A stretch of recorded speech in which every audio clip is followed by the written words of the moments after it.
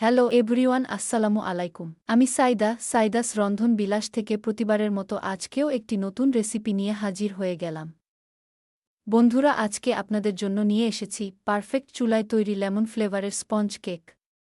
সঠিক মাপসহ দোকানের মতো পারফেক্ট স্পঞ্জ কেক তৈরি করতে হলে আশা করি ফ্রেন্ডস ভিডিওটি না টেনে সম্পূর্ণ দেখবেন।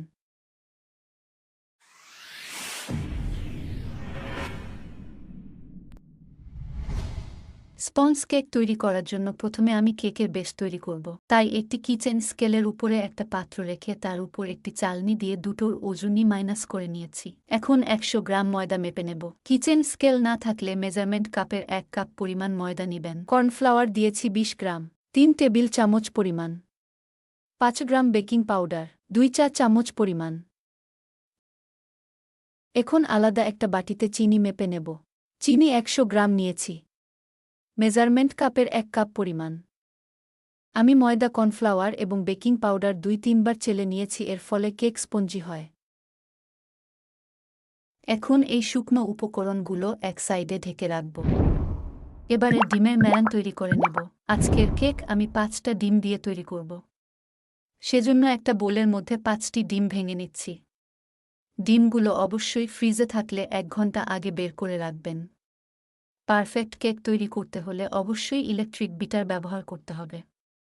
ইলেকট্রিক বিটার ছাড়া স্পঞ্জ কেক কখনোই ভালো হবে না।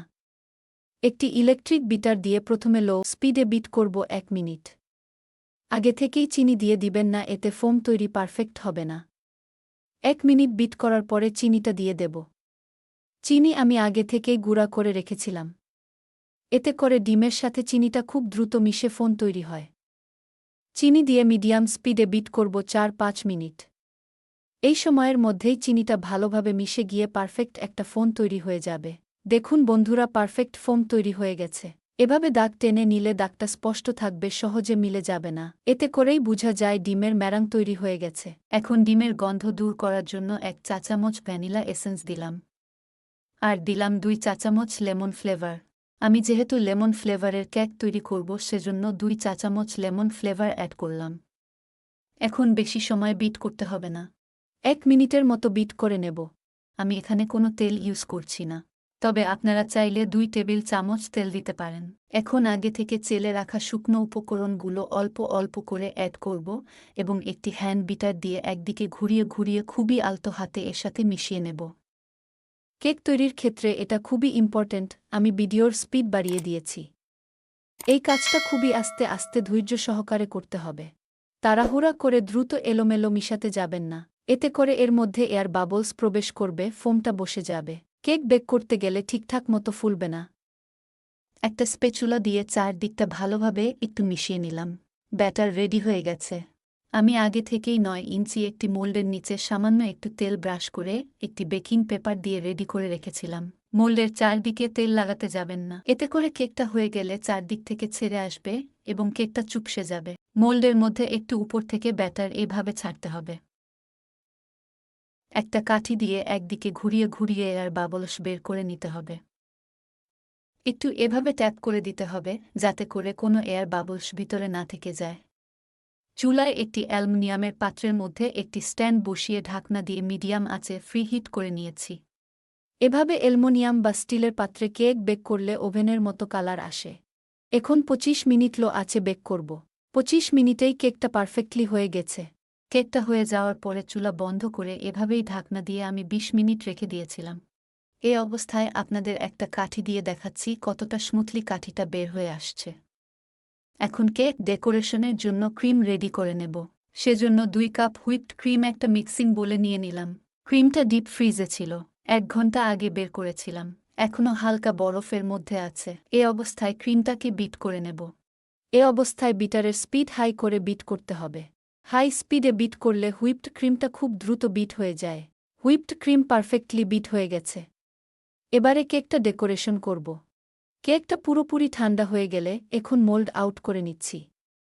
দেখুন বন্ধুরা, কেকটা কতটা সফট হয়েছে দেখেই বোঝা যায়। একটা কড়াত চাকু দিয়ে কেকটাকে মাঝখান থেকে কেটে 2টা স্লাইস করে নিচ্ছি। 2টা স্লাইস করা হয়ে গেছে। প্রথমে একটা বোর্ডের উপরে সামান্য একটু হুইপড ক্রিম লাগিয়ে কেকের উপরের স্লাইস প্রথমে দিলাম। এই স্লাইসের উপরে অনেকেই সুগার সিরাপ ব্যবহার করে থাকে, তবে আমি মিল্ক সিরাপ ব্যবহার করেছি। আধা কাপ কুসুম গরম দুধের মধ্যে 1.5 টেবিল চামচ চিনি দিয়ে মিল্ক সিরাপ তৈরি করে নিয়েছি। অল্প অল্প করে মিল্ক সিরাপ প্রথম স্লাইসটার উপরে ভালোভাবে দিয়ে দিব। মিল্ক সিরাপ দেওয়া হয়ে গেছে। এখন একটা স্প্যাচুলার সাহায্যে ক্রিম নিয়ে উপর থেকে লাগিয়ে ব্যালেন্স করে দিলাম। ক্রিমটা পাইপিং ব্যাগে ঢুকিয়ে এরপরে ব্যালেন্স নাইফ দিয়ে ব্যালেন্স করে দিলেই সব থেকে ভালো হয়। তবে আমার ব্যস্ততার কারণে তাড়াহুড়া করে এটা দিয়ে করে নিয়েছি। এবার নিচের স্লাইসটা এর উপরে বসিয়ে দিয়েছি। সবসময় কেকের নিচে স্লাইডটা উপরে দেওয়ার চেষ্টা করবেন, এতে করে কেকের উপরেরটা সমান হয়। প্রথমটার মতোই মিল্ক সিরাপ দিয়ে একটা প্যালেট নাইফ দিয়ে ক্রিম লাগিয়ে কেকের উপরে এবং সাইডে ক্রাম্বস কোটিং করে নিয়েছি। এখন অল্প কিছু বিট করা হুইপড ক্রিমের মধ্যে হাফ চা চামচ লেমন ফ্লেভার ও সামান্য একটু রেড কালার দিয়ে আবার একটু বিট করে নেব। সামান্য রেড কালার দেয়াতে হালকা একটা মিষ্টি কালার এসেছে। এই ক্রিমটা আবার কেকের উপরে কোট করে ব্যালেন্স করে দেব। এ অবস্থায় কেকটাকে 15 মিনিটের মতো ফ্রিজের নরমাল চেম্বারে রেখে দেব। এতে করে ক্রিমটা ভালোভাবে সেট হবে। আরও কিছুটা হুইপড ক্রিম নিয়ে সামান্য একটু লেমন ফ্লেভার এবং হাফ চা চামচের কম ইয়েলো কালার দিয়ে আবারও একটু বিট করে নিচ্ছি। দেখুন সুন্দর একটা ইয়েলো কালার চলে এসেছে।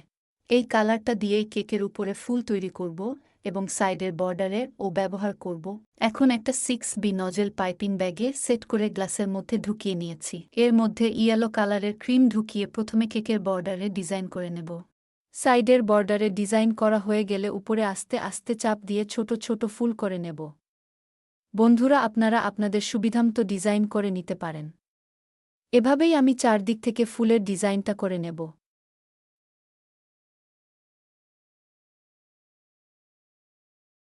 এরপরে সাদা ক্রিম দিয়ে মাঝখানে এভাবে দাগ টেনে টেনে নেটের মতো একটা ডিজাইন করব।